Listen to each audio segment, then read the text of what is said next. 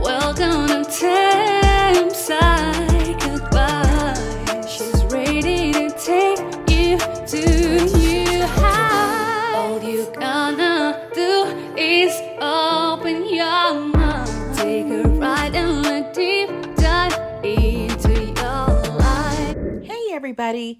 Today we're going to talk about the ENTP and the ENFJ in love, and it's titled something like, "What? We're so different." Because I've heard this couple say that they're so different from each other, and I don't think so. I actually really like types that are one letter off like this. I like thinking and feeling pairs. I don't think I've ever said that before, but I love it when there are two MBTI types. Like you could have the ISTP and the ISFP, or what other types? The ENFJ and the ENTJ. I mean, I just like that. INTJ and INFJ. I just think there's something really appealing about that, like the F versus the thinker. So you kind of have the objectivity and the subjectivity all together. I think it can work really well in relationship world. So that's something that you should consider. And I really could do a lot of videos like this. So anyway, I can't believe I haven't done this one before, but I think it's interesting because to me, they can really get each other in a way that other couples won't. But then their differences really are different. And I'll talk about that in a second. So what's interesting about them is both of them are outgoing. They like meeting new people. They can be easygoing. They are very active people. They like to try new things, and they just want to experience life, like traveling. They can both be very flexible and spontaneous, even a bit impulsive at times. They both have a sense of humor. They might be playful when it comes to words and using them in interesting ways, and joking with each other and being silly and goofy and laughing. And they can talk about so many different things together. So both of these types are very curious.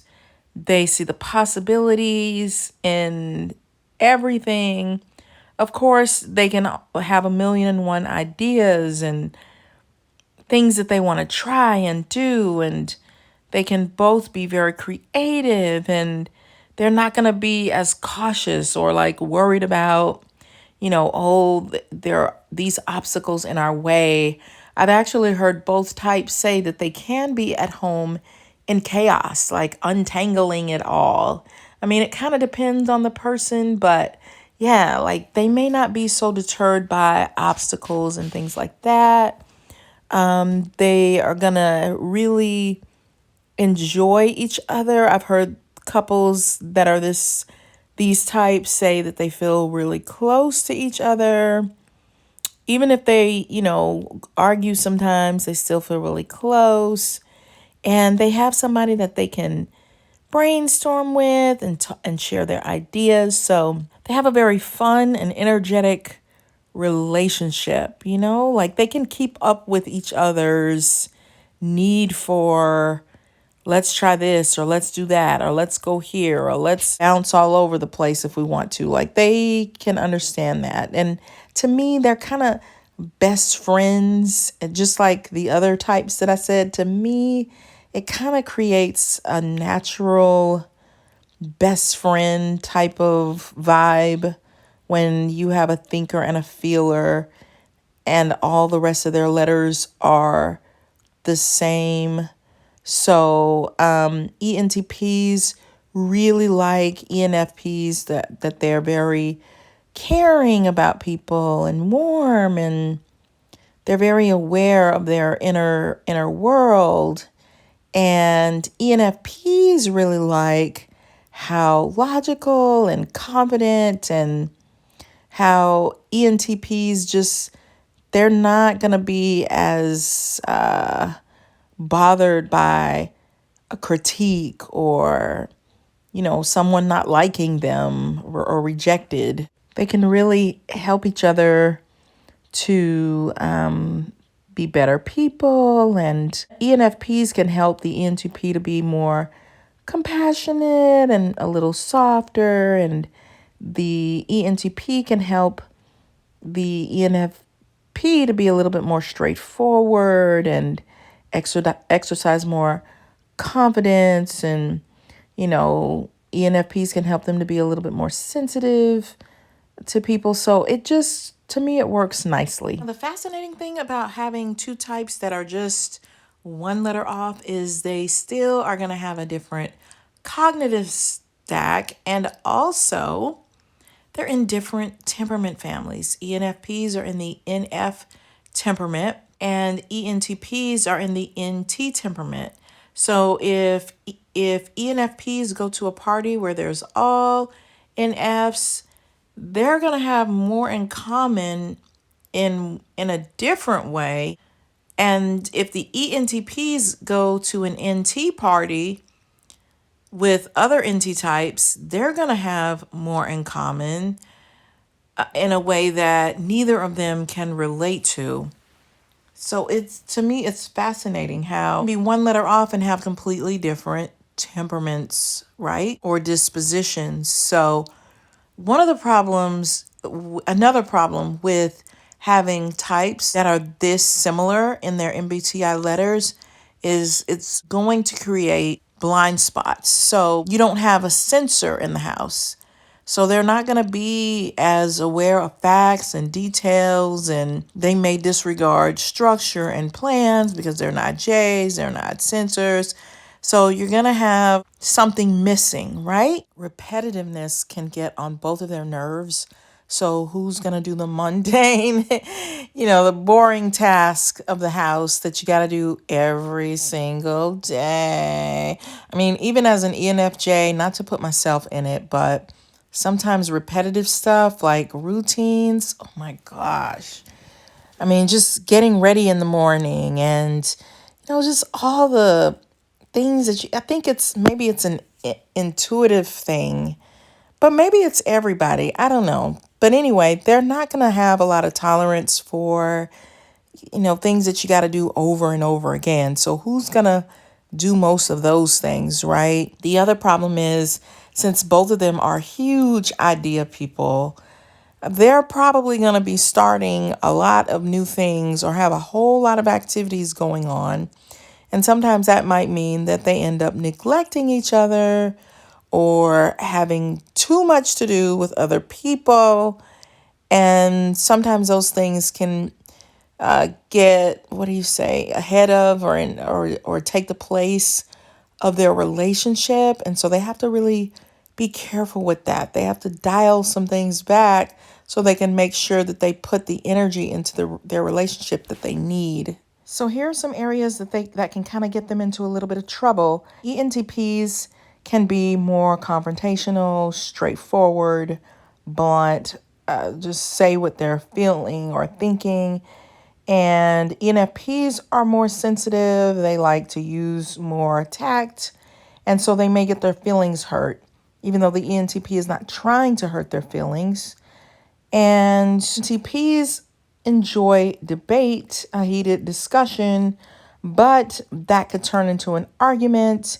And the ENFPs can say some things that ENTPs are like, what is the validity in that? And that doesn't even hold much weight or meaning. So what are you even talking about? Like they just, ENFPs are not debaters in the same sense. So they may try to keep up with them, or they may start to get angry, and then that turns into a problem, right? Because they're feelers and thinkers, they're going to make decisions differently, right?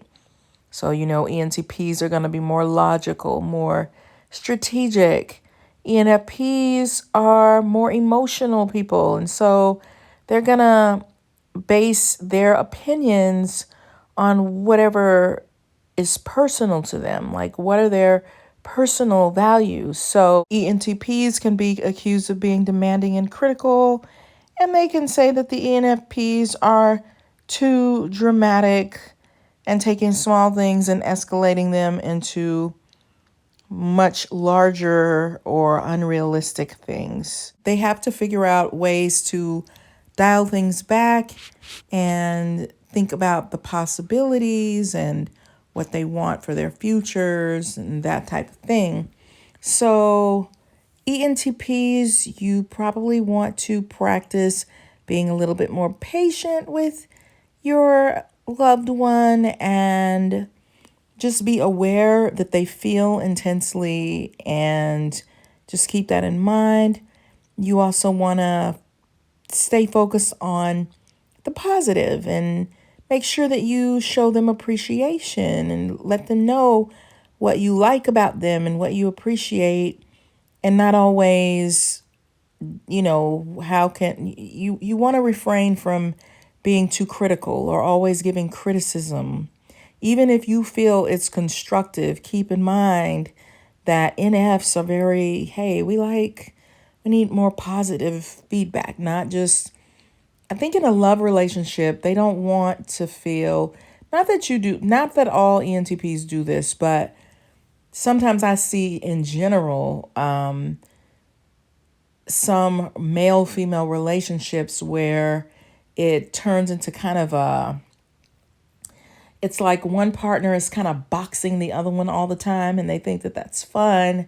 But you got to remember that the female in that relationship is, some of them are going to want to do that, but most of them want to feel more romance. They don't want to be your sparring buddy. So you might want to keep a lot of that with your friendships or with your cousins, not to be stereotypical of male and female, because I know that could be triggering for people. But I'm just trying to be honest in what I've seen, and not just in these two couples, but in a lot of couples. So ENFPs, you want to make sure that you let your loved one know that you see his or her accomplishments and how competent they are, how smart you think they are. And you want to be direct in your communication when you can. And I know that you're not going to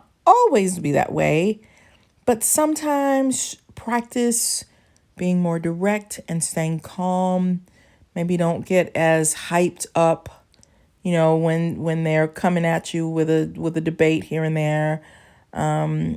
And especially when you are trying to figure out problems or you're problem solving. And and you want to be able to take some constructive criticism. Just remember to put each other first, and not other other people first. And like I said, I like this couple. I think they can be super duper successful. So if you are this couple, let us know in the comment section and what you love about your relationship, and even what could be troubling or triggering for you. Also, be sure to check out my book. I wrote a book about narcissism. It's called The Workplace Narcissist. And all of us have to work, and we have to deal with difficult people. It can be challenging, but I wrote everything I know, and I know it can help you with those difficult relationships. So check it out. It's on Amazon, and I'll see you guys in the next video. Personality disorder, stay away from them narcs. Watch your personality target, you know who you are. Welcome to Psych Advice.